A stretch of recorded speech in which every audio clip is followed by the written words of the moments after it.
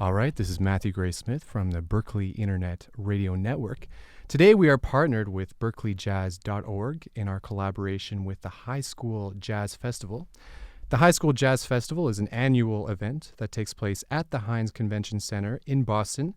It brings over 200 high school jazz bands together to compete. The next festival is March 10th, 2012. The website for the festival is berkleejazz.org. That's berkleejazz.org. And today we are with a very special guest. He is a Berklee alumni, a winner of the Thelonious Monk International Jazz Saxophone Competition. Legendary jazz guitarist John Scofield has called him extraordinary, a total saxophonist. He's played with some of the most outstanding jazz musicians on today's scene, including Michael Brecker, Randy Brecker, Pat Metheny, Jack DeJohnette, and Brad Meldo. His latest album, entitled Live at Smalls, features his quintet consisting of Dave Kokoski on piano, Matt Clohessy on bass, Bill Stewart on drums, and Laj Lund on guitar, all playing live at the famed Smalls Jazz Club in New York City on August 31st and September 1st of 2009. New York-based Canadian saxophonist and composer Seamus Blake will play tonight at Berklee's Red Room at Cafe 939 at 8 p.m., which will be broadcast live in New York to WBGO Jazz 88.3 FM and streamed worldwide on nprmusic.org. Seamus is here as part of the Checkout concert series, and Seamus Blake now joins us in the live room. Hello, sir. Hi. How are you doing today? Good. All right, Seamus, there's a bunch of questions I want to get to in this interview, but perhaps firstly, for tonight's concert, what kind of music are you going to be playing in the concert? Tunes that I've written. It's maybe, kind of a best of, my current crop of tunes, the ones that I like.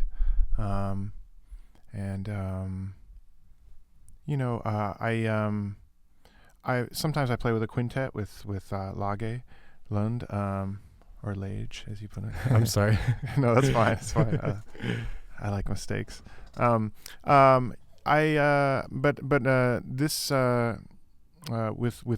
with Ari and no guitar, we did a little tour in Japan. So we're gonna sort of play some of the stuff that we were playing on that tour, and that was in I guess April, March, April. Okay, that's interesting. You said you like mistakes. Is that something for perhaps a lot of artists? I know a lot of people who tend to be perfectionists in their concerts. And when you do make whatever mistake, is it something that really gets to you? Is it something that gets on your mind, or do you just kind of let it pass? Well, I think in improvising, like in jazz, jazz is... one funny anecdote is I like there's some Spinal Tap outtakes where they say, I think it's the bass player, and he's like, they're complaining about jazz, and he's like, he's puffing on his pipe, and he's like, well, jazz, it's riddled with mistakes, But it's kind of true, actually. Jazz has mistakes in it, and I think the reason that the mistakes are good is that sometimes, first of all, human beings are not perfect. We're not perfect creatures or people, and I think that having mistakes, for instance, when I play something that I didn't intend to play, perhaps I can see it in a different light. If I play a note that maybe doesn't belong to the chord, maybe I go, that's kind of interesting. Maybe I might switch that or might try that again. And so I've noticed other people do this. Maybe Herbie Hancock or some really the greats. He'll play a note and I didn't intend to play that. Whoops. But then he'll justify it by changing. So it's a kind of first of all, if you have the pressure of mistakes off your shoulders and you're free to make mistakes, you're more free to create, I think, So first of all, I think you have to let go of that pressure of I can't make a mistake. And then secondly, sometimes mistakes are good because they are not what you intended, but maybe it's maybe better than what you intended, or maybe it brings you to something that you didn't originally think of. So in that way, I guess I like mistakes. Okay. Yeah. Now, Seamus, when you are creating and when you're improvising, it's really interesting because you have very developed, perhaps even you might say intricate improvisations. When you're improvising, is there any sort of specific idea that you're thinking of? Are you just expressing yourself at that given time, or you're trying to express perhaps a very specific thing? I think it's it's always changing, and there's a lot of different things at work. A lot. I think at its best, it is kind of more pure expression, but it's like what goes through the mind of a race car driver. Probably a lot of different things. Probably a lot of it is exhilaration, and then some of it is watching the the odometers and the speedometers, and sometimes there's technical things going through my brain.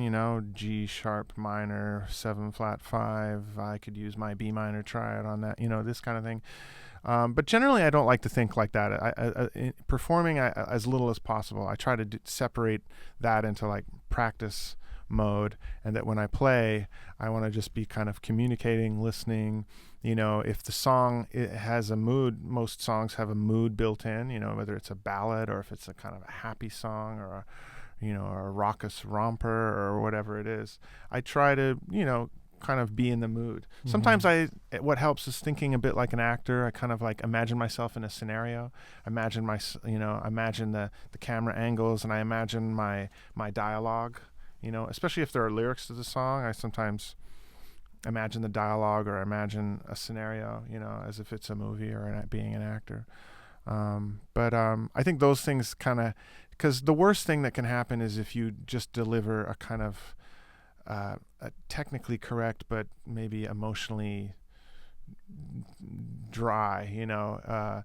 So thinking too much about chord scales and technical aspects of it can leave it a little dry. So to bring the feeling into the emotion, to bring the feeling into the music and the emotion into the music. And it's not necessarily just sad, but it could be happy, or it could be usually that kind of comes through the song. It's also in the air too, though. I mean, sometimes there's nothing you can do. It's just going to be a kind of a flat, as uninspired performance. But that's where the audience kind of comes into, sometimes the audience, you may have had a horrible day. You may have a raging headache, or, you may be, for whatever reason, subpar. But then you go and the audience just picks you up with their energy and their enthusiasm, and they respond to things, and that give and take just heightens and makes for a great show. So did I answer your question? Yeah, no, that was very good. No, thank you. Actually, another thing, a lot of the students who come to this festival, of course, they have a lot of influences coming in. Who are some of the players that you listened to growing up? Oh, when I was a kid, I was influenced by people that were, making records at the time, like, Branford Marsalis, Michael Brecker, Bob Berg, and then a little later Kenny Kirkland also, but Kenny Garrett, and on saxophone. I kind of started in the beginning. I started mostly listening to saxophone, but then I started to branch out into, I started listening to other instruments more. As I matured, I started listening to guitar players more. I have so many idols. It would take a good solid hour to list them all. I think I'm influenced by a pretty big range. But initially on the saxophone,